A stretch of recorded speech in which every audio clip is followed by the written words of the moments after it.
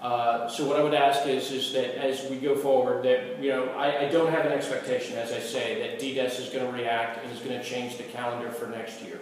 I do have an expectation that they're going to go back and relook when they start the school year at the beginning of 2017, that they will go back and take many of those factors into consideration as they develop a calendar, that they will look more closely at our local concerns and local requirements. Questions, issues, concerns based on that? Covered it well. Okay. All right. At this point, we'll move into new business. Correction, old business. Do we have any old business before we start into new business? Okay, seeing none, do we want to do public comment first, or would you rather go over that first? Go over the form first. I can go over this quickly. It might impact something with that. All right. Just a second while I prepare this.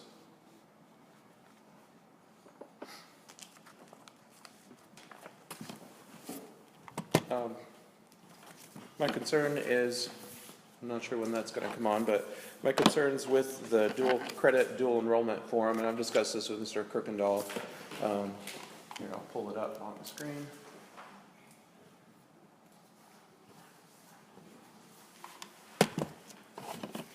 Here's the form. Recently, my kids tried to get into a dual credit class, and I found the form confusing. It had some contradictory language, and I just propose that we as a board send some concern up to DODEA that maybe they consider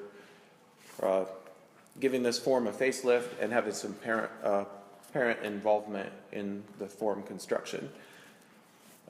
Number one, up at the top of the form, well, as we can see, the proponent is at the Mark Center, so there's nothing that we can do at Fort Knox about this form other than just use it.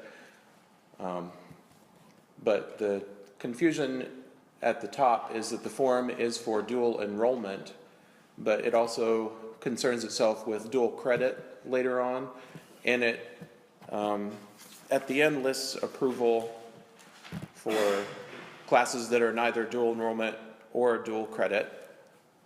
So I think it's confusing to somebody who doesn't know the terminology, and it's even internally in the document, it doesn't seem like it knows which one it's referring to at times. I noticed that it says I'm financially responsible, and that's fine, but it's stated several times throughout the form, and there are a few things that are stated several times. This one is consistent. The other things are a little bit different each time they come up. Some of the items in the form don't exactly fit our classes, like the semesters. We might have a class that's a bi-term that's part of a semester, or it's a winter semester, or an option that's not there. So we could make that option more flexible. Under the parent consent at the bottom of this page, we've got two options, select A or B, but the two options are not mutually exclusive. They could be both.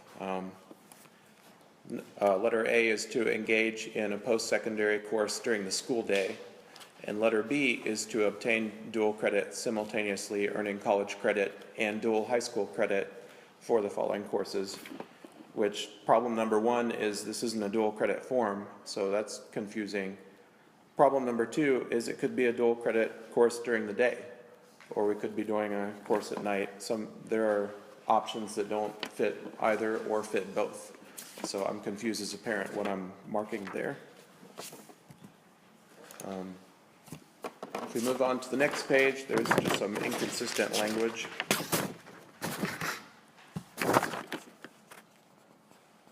And the checkbox options don't fit what's available. So in using this, for instance, there was a 1 credit hour class offered at WKU that's free, but you end up having to scribble it out and write something else in, where we could make it easier for parents to understand that by altering the language a little bit. And just some semantic things in there, which I think we've gone over and I've presented to Mr. Kirkendall.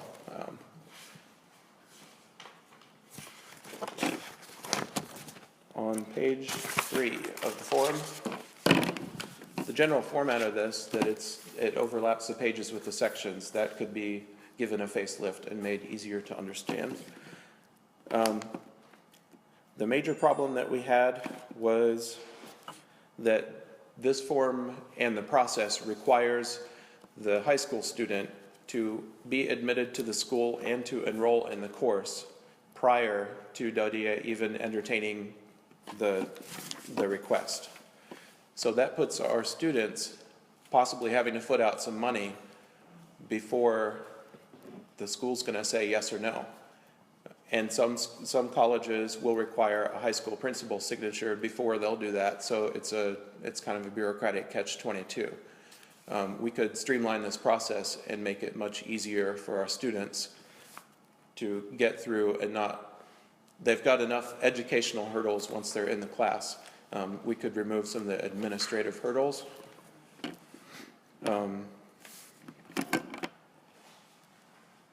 I think that essentially covers all of the markups on it. I propose a motion that we write a letter of concern up to DODIA that this form be redone with some more parental input. I'll be happy to be involved in that also. All right. All right, so it's been moved and seconded that what we want to do is we want to provide our input to this form then and make recommendations to upgrade and update the form. So our primary concern, as I go back, the primary showstopper, so there's some things on here that are unclear, they could be more clear, but our primary concern is the timing of the admission to school and enrollment in the courses, or getting credit for the dual enrollment. So that you would want to get credit for, or some acknowledgement from the high school first that you would receive credit before you would enroll or pay the tuition, etc. Yes, and to include to make the language more inclusive and inviting so that it's easier to go through the administrative process on the high school side. Okay. Any concerns? All right. Other discussion? Okay, we'll continue to relook that, and then we will have that as an item on the agenda or a report back for next week, for next month, to see how that goes. All right, any other new business? We have a motion in an attempt to recognize excellence in the Fort Knox Community Schools. I recommend the Board of Education hereby establish the Fort Knox Community School Board of Education Outstanding Scholar Award, an annual recognition of one student from grades 3 through 12 for outstanding academic achievement, leadership, and personal responsibility. Principals can submit up to 3 nominations per grade to the Board of Education by 1 May of each year. The board will vote on the winner for each grade and recognize the winning students at the May school board meeting. Additionally, winners will be announced in the gold standard, and I just have some basic guidelines I'll cover real quick. The Board of Education asks school leaders to identify and nominate students that achieve excellence through hard work and focus. Special consideration should be given to any student that overcame personal or family challenges to achieve excellence through their own determination. Nominations should be 500 words or less, submitted through an email or Word document or any means that's convenient to the board no later than 1 May, and the nomination should address academic excellence, leadership, and personal responsibility. I already submitted a digital copy for the record. Okay. Thank you. Is there a second? Second. Discussion?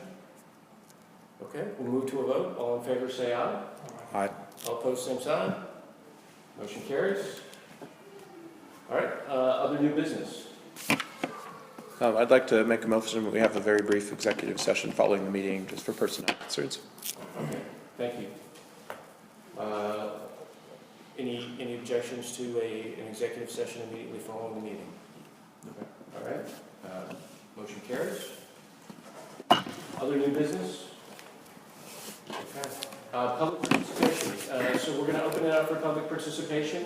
I'd ask folks who have comments, issues, concerns, again, this is a great place to raise them, to come up and use the microphone so that we can capture. Again, we videotape and record these. Just go back to Fort Knox video. The other thing I would say is if you have specific issues or specific concerns about a specific teacher, that we not raise specific names here, that we do that afterwards. And again, the members, the board members will be here and present afterwards and be able to discuss specific issues with specific teachers as those concerns arise, and then be able to take those up with Mr. Kirkendall as well. All right, so do I have any takers on public participation? Ma'am, I see a hand, please. State my name, please talk. Yeah, please, yes, introduce yourself. Hi, my name is Anita Miller, and I have 2 children at Van Boris.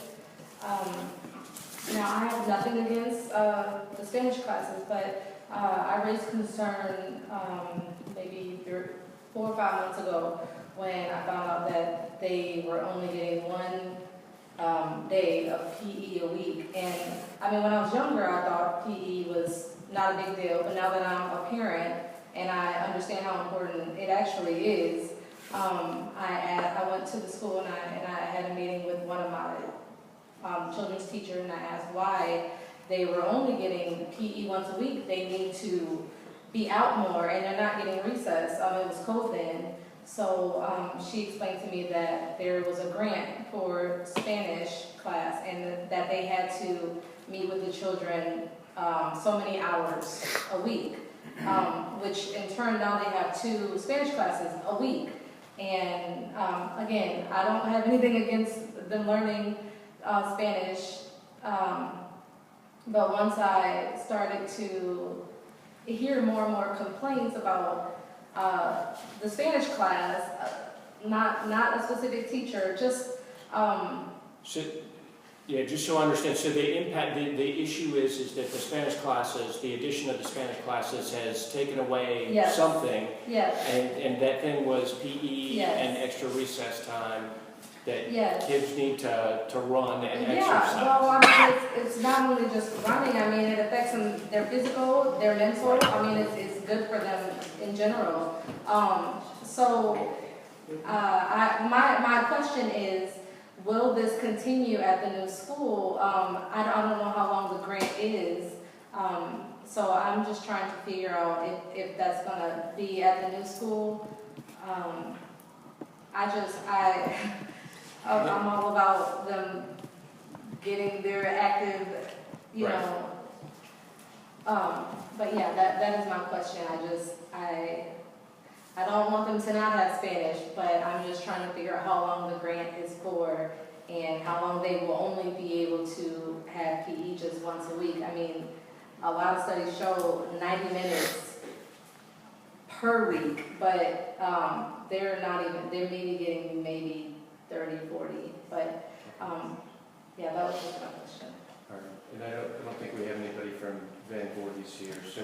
No, I can speak to it a little bit. That our foreign language, our FLES, we call it FLES in the elementary school, is part of what we call, some people call the wheel. So you'll have FLES, art, music, PE in that wheel, and we rotate students through there. It depends, the principal has the authority to decide how much time they spend in each one. But also, I think what probably comes into play here, I believe Van Forest is around 750 to 770 students. They're only authorized, I believe, 1 and maybe 1.5 PE teachers. So with that kind of population, in K-5, we provide physical education. We're in the worst place that you could be, right in the middle of, and the cusp of having 1,000. If we had 1,000 students, we'd get another full-time PE teacher, which would allow us to spend more time in physical education. But it's the same as those other subjects that I just mentioned. So that and to answer your question, yes.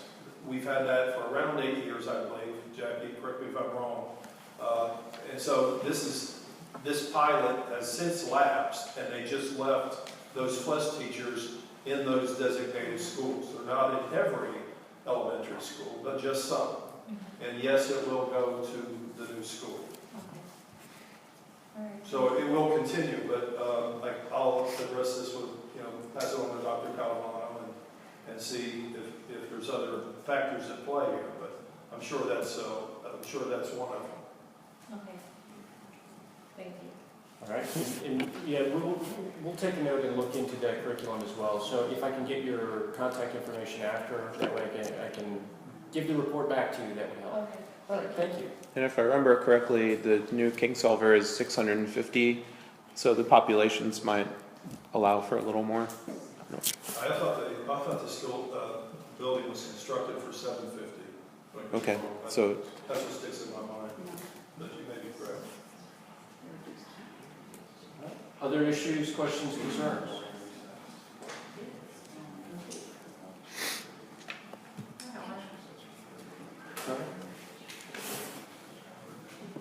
I have a couple more questions about the dual enrollment. Number one is, let's suppose you have an incoming senior who was fortunate enough to go to school in Hawaii or Washington where they have Running Start, and that child had a full load of college courses their junior year, and they come here. And they're going to graduate from Adodea High School this one. How is Fort Knox High School going to handle that incoming senior?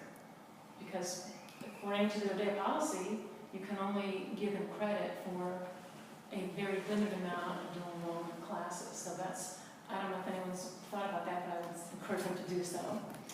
And then the other question I have is, I've been to the Ed Center here, and does anyone know, don't they have evening classes at the Ed Center?